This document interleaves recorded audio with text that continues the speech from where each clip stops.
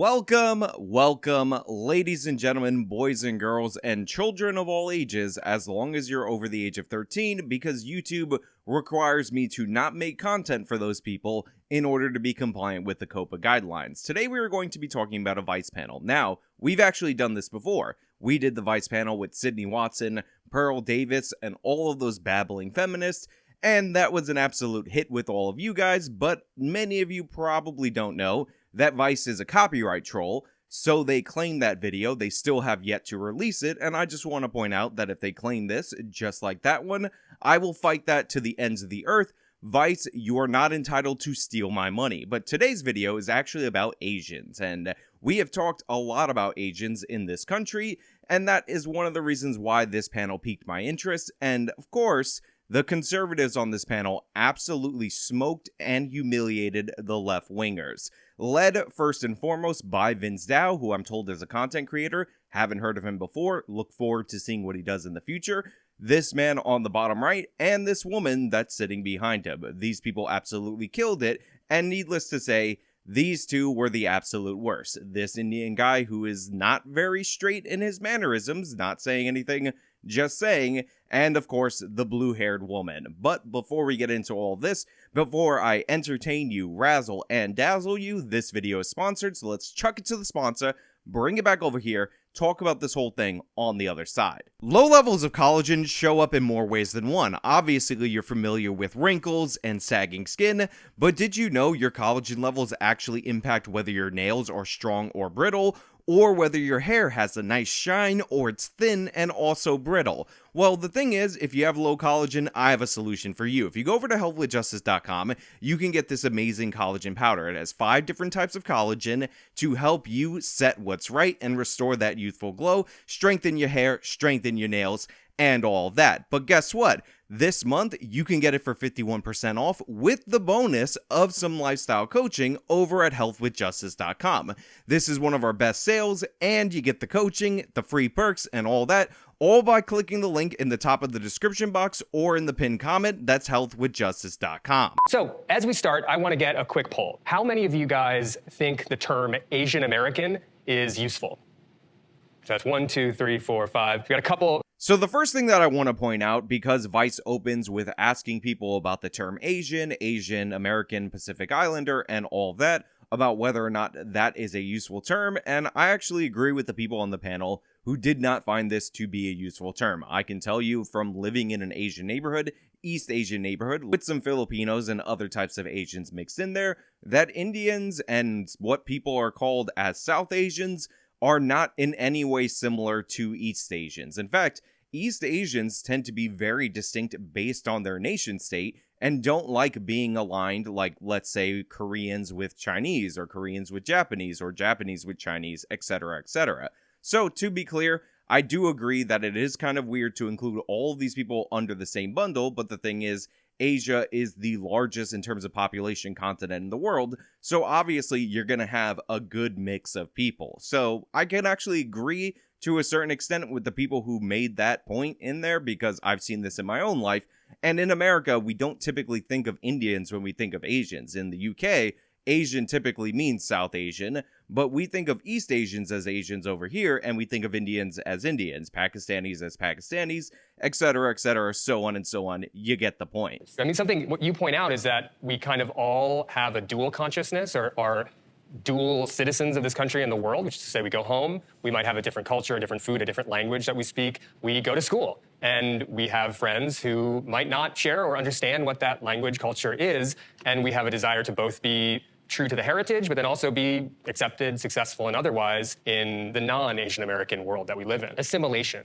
Is it a good thing? Is it a bad thing? Is it a burden? Is it an opportunity? So the Vice host brings up the topic of assimilation, and he talks about Asians as if they're in conflict with the Force. They have this dual identity, dark side versus light side, and honestly, it's comical the way that he presents it. But the answer that we get from Vince is so good that I just have to play the clip for you so you can understand why these left-wing progressives absolutely had no idea what was coming nor how to deal with it. I think assimilation is not just a great thing, it's a necessary thing. Huh. No society can hold together where people have nothing in common, they don't speak the same language, they don't practice the same things. And you may look at something like just food habits or what you eat and think that's fairly frivolous, but the truth of the matter is that on a broader level, when we're talking about more big picture things, differences in race, culture, religion, all these things, people have fought wars, violent wars, killed each other over these things for thousands of years. If America is to hold together, assimilation, not just good or bad, necessary. I don't think it's going to be possible for America to survive as a stable, functioning society if people don't, to some degree, say, well, here's what we're going to commonly agree upon. Everything Vince said right there is 100% true. We need something in common in order to function as a cohesive society,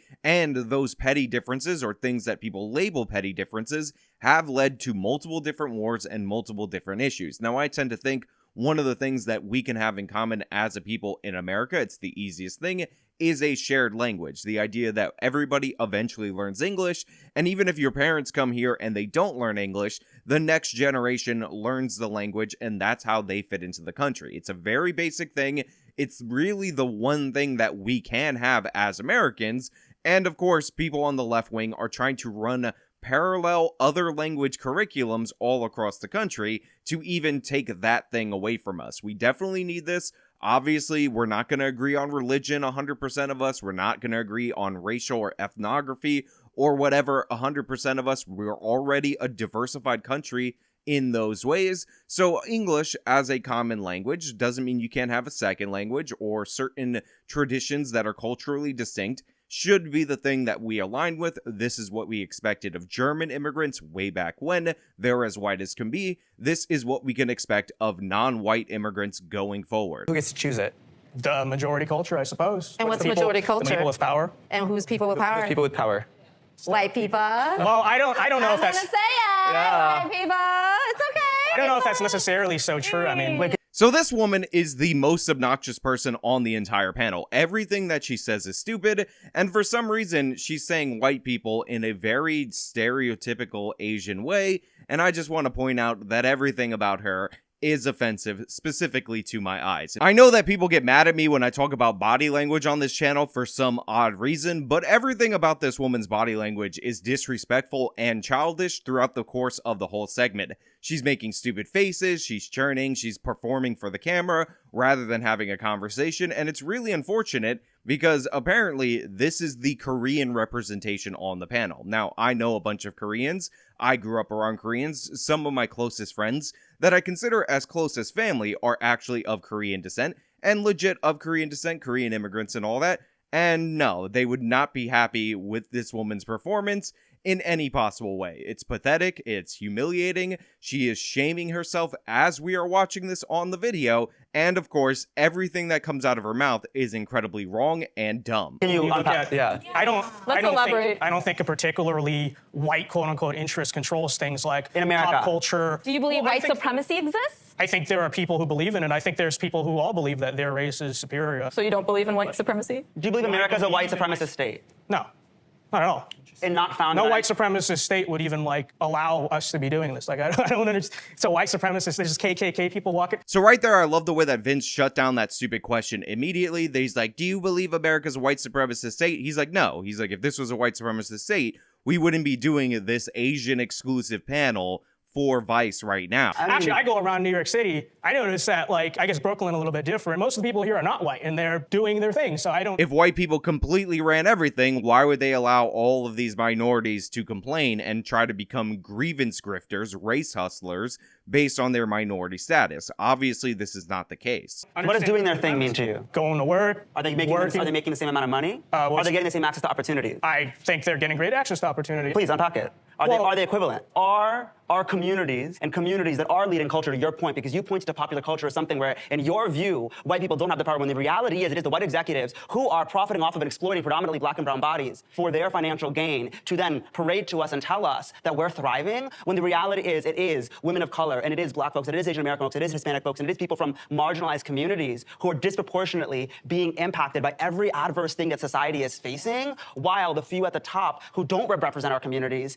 are profiting. There are massive disparities disparities based on race, based on class, based on gender, based on all of these things that shouldn't exist. So this guy, who's definitely the second most annoying person on this panel, is supposed to be on a panel talking about Asian Americans. Now, he led off by claiming that Asians make less money. I'll let Vince address that first and foremost because he will smash that. Then he started talking about executives and all this stuff. And then he started talking about the blacks and how you have to save black people and Hispanics as well, even though we're talking about Asians on this panel and we don't need you to virtue signal about those other ethnicities. I'm Hispanic. Everybody knows it. Half Puerto Rican right here. I do not need this Indian dude to try to save me. No, thank you. Right, are profiting. There are massive disparities based on race, based on class, based on gender, based on all of these things that shouldn't exist. Well, nobody denies that there's disparities or that. What did I tell you about how obnoxious this girl is? Just everything about her is repugnant and disgusting. What does doing their thing mean to you? Going to work. Are they making the same amount of money?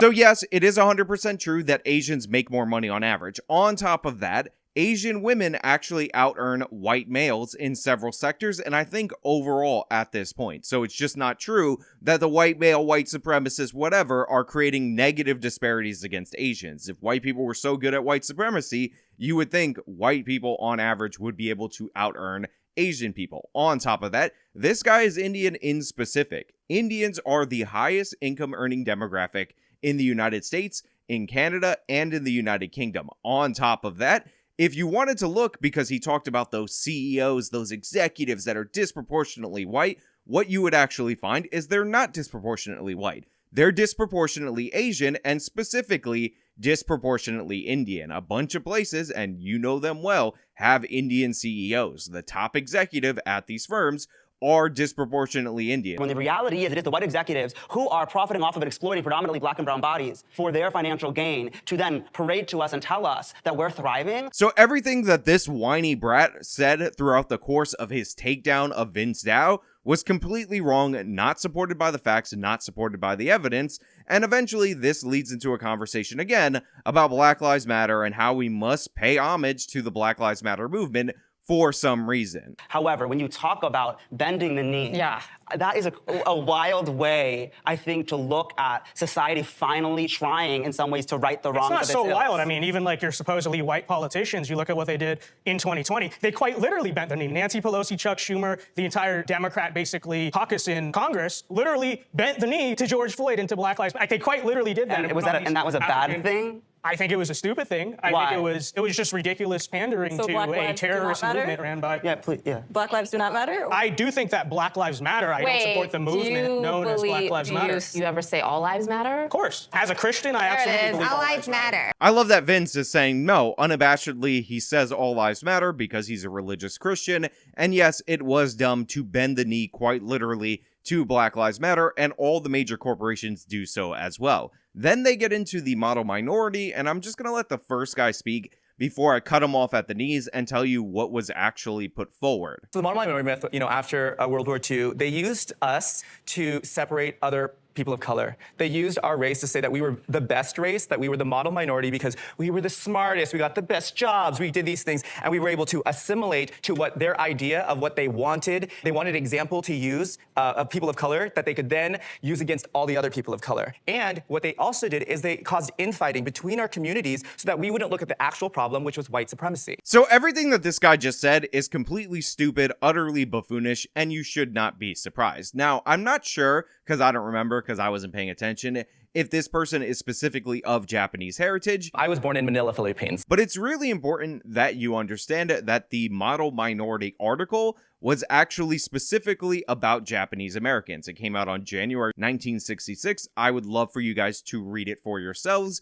so you can understand that these people are just wildly going off without reading the article, obviously, because the claims that they're making about this article, which by the way was written by sociologist William Peterson, are just not in it. So when you go to this article, what you actually find is that William Peterson is documenting, and by the way, pointing out glaringly that there is a lot of discrimination against Japanese Americans. However, the thing that he points out is that Japanese Americans, for whatever reason, tend to thrive in the United States of America despite the fact that there is a ton of anti-Japanese racism and all types of discrimination that actually takes place before World War II and after World War II. So he talked about how this is an after World War II thing. The article was written after World War II, but the sociological phenomenon that it observes actually takes place well before that. And what William Peterson is actually documenting, and by the way, this is something that we've talked about on this channel multiple different times,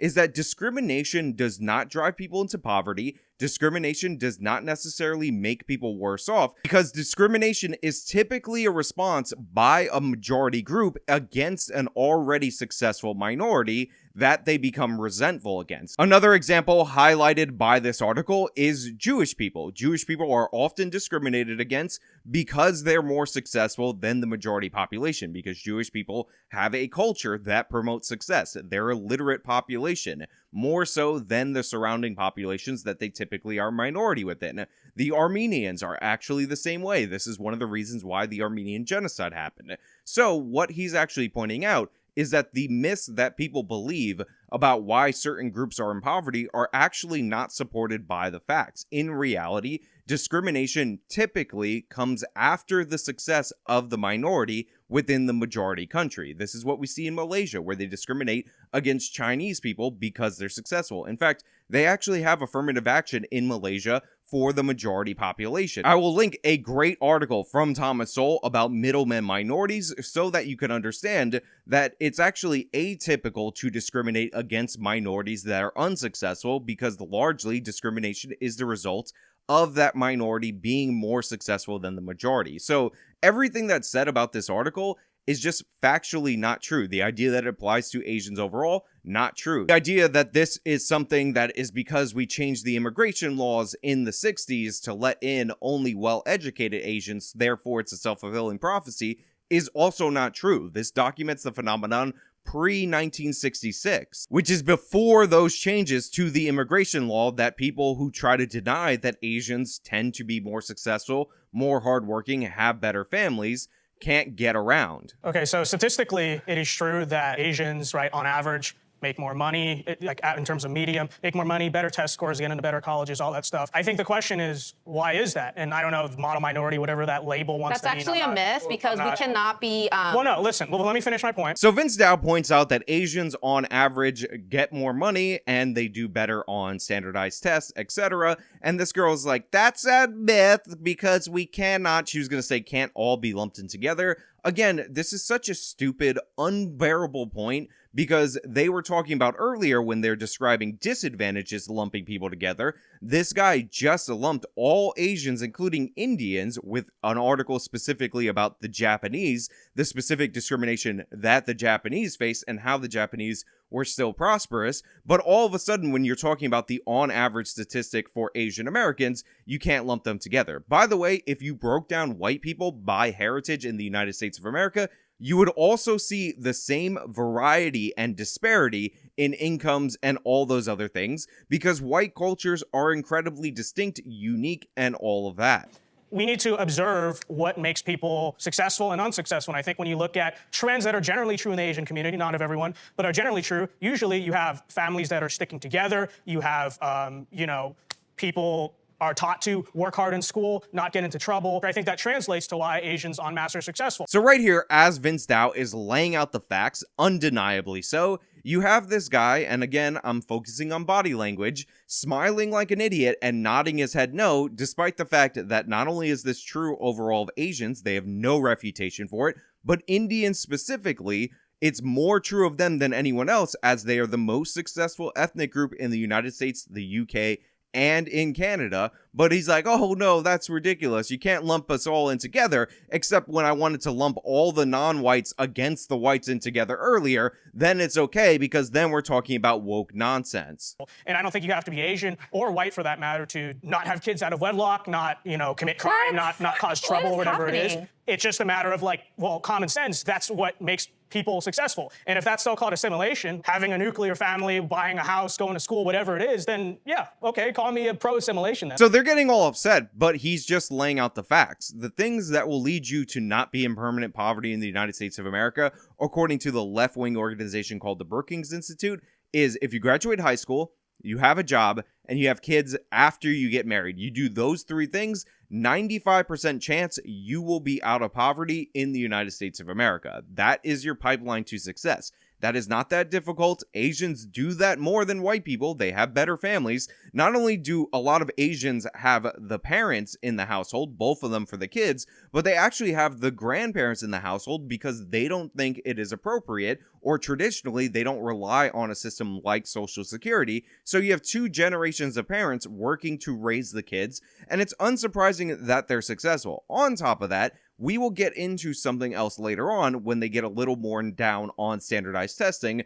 so I can prove this point that it is from within the culture that they succeed, not due to all these advantages or whatever. I think there's a difference between assimilation and erasure. Yes. The way that you're kind of going about it seems like, okay, like, you know, of course, like, we want to be in community with people. And I don't think there's a problem with being in community with people from different backgrounds. That's not the issue. It's also embracing the diversity that we inherently have and accepting that and being okay with that and celebrating that. So this girl says diversity is our strength. Who cares? You just added nothing to the conversation. What Vince was saying is that you don't have to abandon your culture completely, but yes, you should assimilate. And by the way, you should do things that will lead you to be successful by the statistics. And turns out when your group does that overall, you're more successful by the statistics. That's very idealistic, I think, but I think we should acknowledge the fact that diversity, quote unquote, is not a factor that is our strength. It's not a factor that historically or even in the current strengthens societies.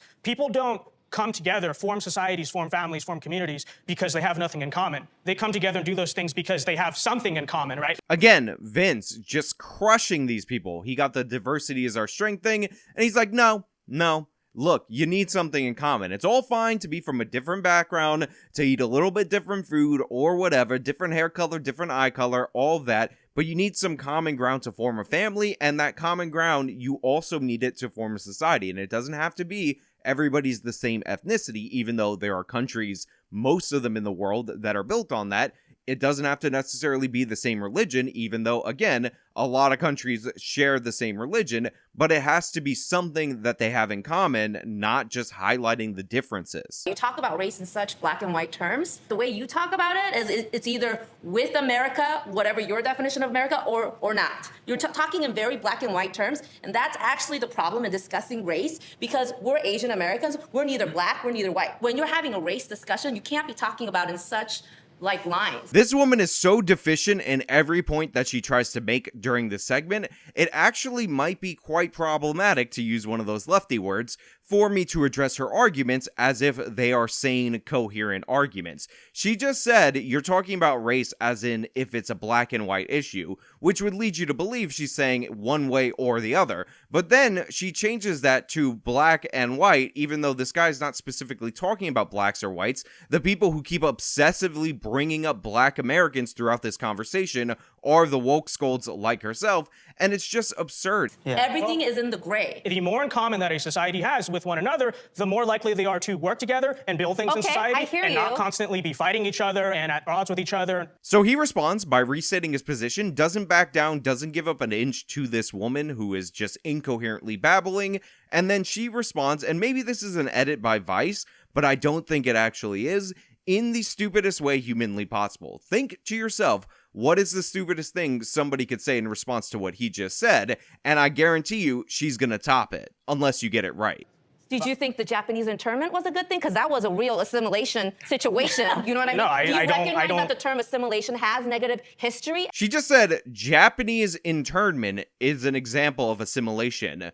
Japanese internment, you utter insane buffoon, is quite literally the separation of an ethnic group, so it's an anti-assimilation policy and then interning them. But even worse than her bringing up this idiotic point. Did you think the Japanese internment was a good thing? Because that was a real assimilation situation. You know what I mean? No, I Do you don't- recognize that the term assimilation has negative history? Even worse than her stating this, as an adult human that has a body temperature somewhere in the range of 90-something degrees, is the fact that after she says it, multiple people within frame are nodding their head yes. It's quite literally the stupidest point that is made throughout the course of this whole Vice segment, might be dumber than anything that was said in the other Vice segment that we covered, and you have 3 people on camera nodding their head as if that was a coherent, sensible point. And facts associated with that word. So we do have to be careful in how we choose, because assimilation for people of color have not been good to us historically. That's factual. This is completely 100% unabashedly false.